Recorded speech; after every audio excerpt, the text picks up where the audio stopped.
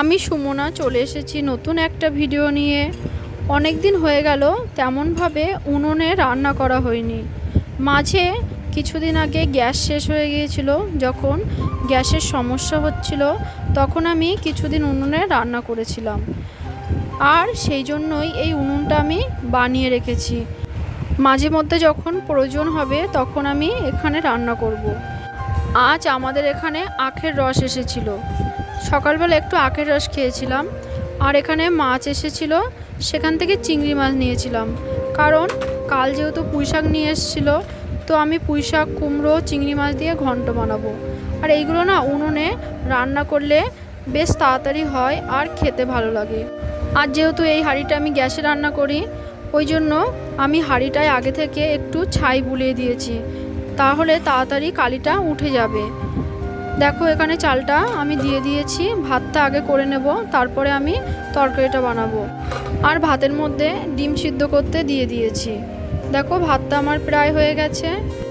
আর আমি আগে থেকেই তো সবজিটা কেটে রেখেছিলাম। আর পুঁই শাকটা খুব সুন্দর, কিন্তু খেতে যে এতটা বাজে হবে সেটা না খেলে জানতাম না। দেখো পুঁই শাকটা একটু আমি গরম জলে সিদ্ধ করে নেব, আর গরম জলে সিদ্ধ করেই আমি সবসময় পুঁই শাক রান্না করি। দেখো একটু গরম জলে আমি সিদ্ধ করে নিয়েছি। পুঁই শাকটা যেহেতু অনেকটাই মোটা মোটা ছিল, ওই জন্য একটু বেশিক্ষণ ধরেই সিদ্ধ করেছিলাম।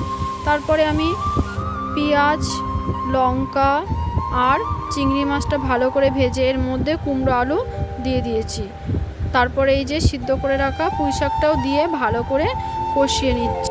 আর আমি যেখানে উনুনটা বসিয়েছিলাম জায়গাটা সমান ছিল না, ওই জন্য পরে দেখলাম উনুনটা নড়ছে।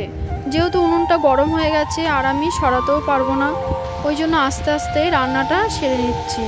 তারপরে দেখো জিরে ধনে গুঁড়ো করা ছিল, সেই মশলাটা দিয়ে একটু জল দিয়ে দিয়েছি। এবার একটু ঢাকা দিয়ে সিদ্ধ করে নেব। তো দেখো ঘন্টটা বানানো হয়ে গেছে। ঘন্টটা তো আমি ভালো করে বানানোর চেষ্টাই করেছিলাম, কিন্তু পুঁই শাকটা এতটাই তেতো ছিল যে তরকারিটা খেতে একদম ভালো লাগেনি। রান্নাটা হয়ে যেতে আমি উনুনটা একেবারে গোবর দিয়ে নিয়েছি। তো আজকের ভিডিওটা এখানেই শেষ করলাম। ভিডিওটা কেমন হয়েছে তোমরা অবশ্যই কমেন্টে জানাবে। আবারও তোমাদের সাথে অন্য ভিডিওতে দেখা হবে।